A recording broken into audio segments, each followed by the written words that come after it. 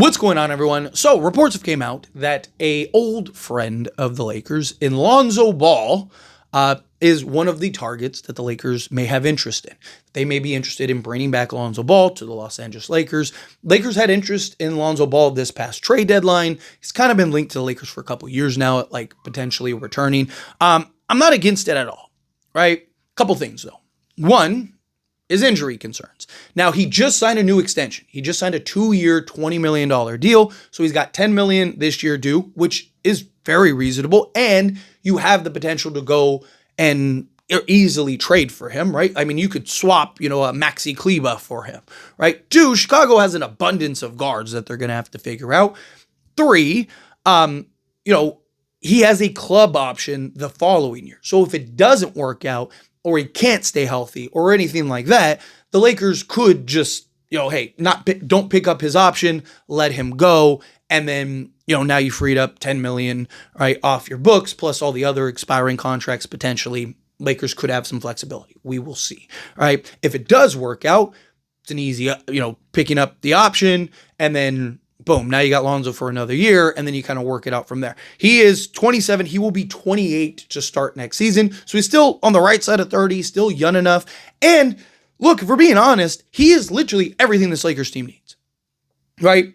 A athletic, versatile, defensive guard with size that can rebound, make plays, hit shots, and shoot the 3 ball, right? One of the things that Lonzo really kind of reinvented was his 3-point shot. Lonzo Ball actually became an excellent 3-point shooter, right? Like, he is one of the better defensive guards in basketball. You could slot him in right next to Luka Doncic, and it would be magic. And on top of that, Lonzo Ball would give you the ability to push the pace, which we don't really have, right? Like, you could just run and gun with Lonzo. Imagine Lonzo, LeBron, go get another athletic wing, right? Have like Jared Vanderbilt out there and just push the pace, run and gun. If you still have Dalton Connect, maybe you have Dalton Connect, right? So point is that like, I am all for the idea of Lonzo Ball. He was one of the guys I was interested in. I didn't really like him making $20 million, but at $10 million, I do think it's much more reasonable. But again, you got to keep in mind, it's a risk. So to me, it's like, what is the cost to go land Lonzo? If you have to give up a first and, a pick swap and all this, then a hard pass, good luck to you, or if you can expand the trade, right? Look, Chicago has several players that make a lot of sense for the Lakers, right? Several young guys. Like, can you get a Lonzo and an Io?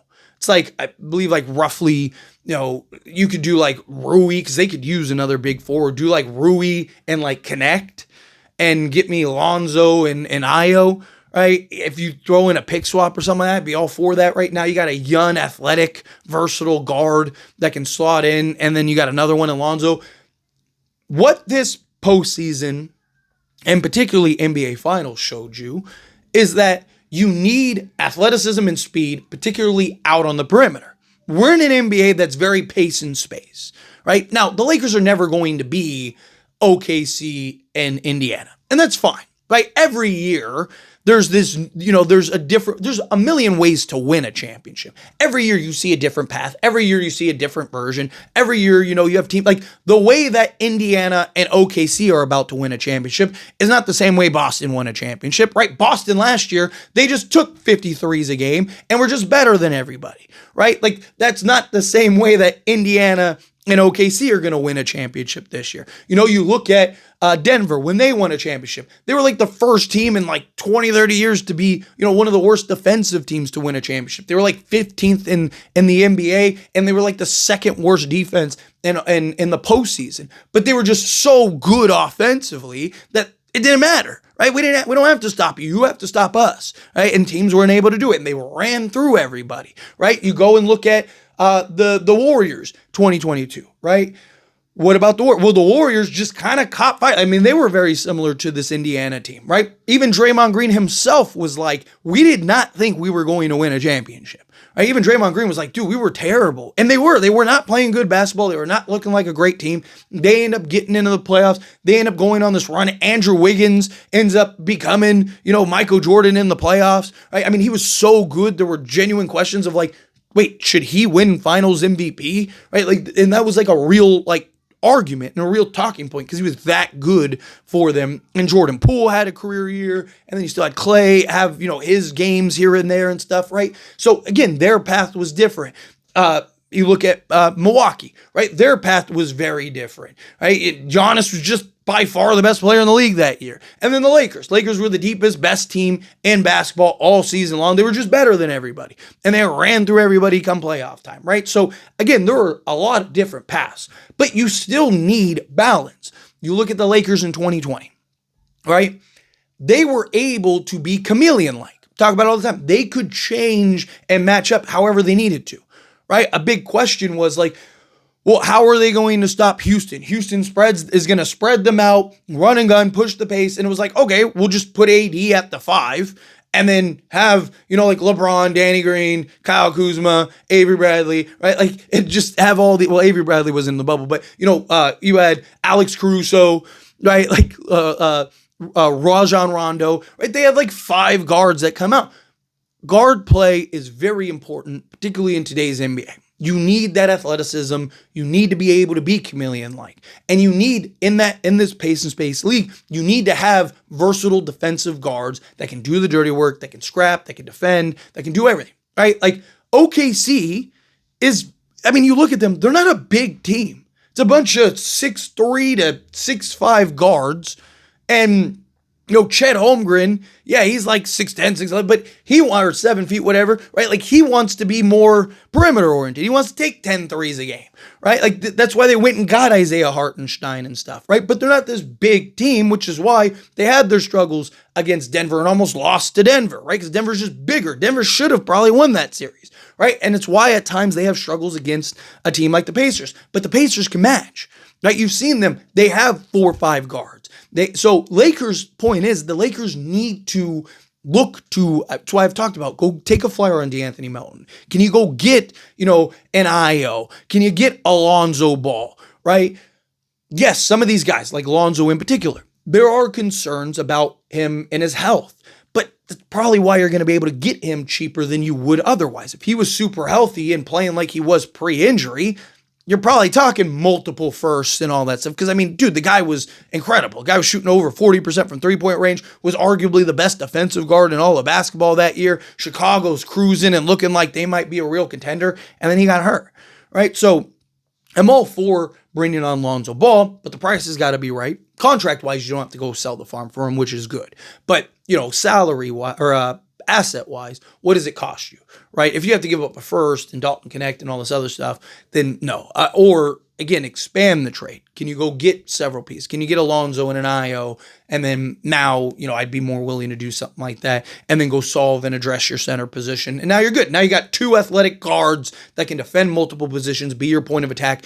And then on top of that, go and trade for Nick Claxton and boom, there you go. Now you got your versatility. Now you got your guys, right? And, if you need to, you could trade Ospreys, you could trade somebody else or whatever, right?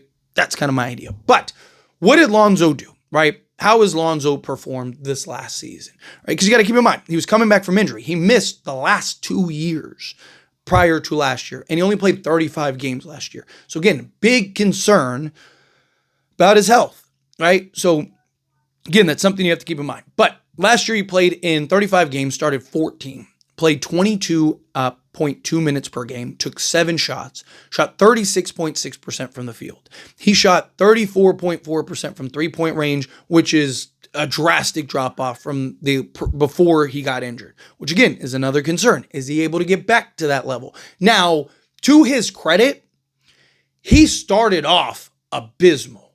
Like he was terrible shooting the basketball. He just got back after 2 years. He was really good defensively, right? And making plays and doing all the, like the IQ and and the defense stuff was there, but his shooting looked like a guy that hadn't shot in 2 years, right?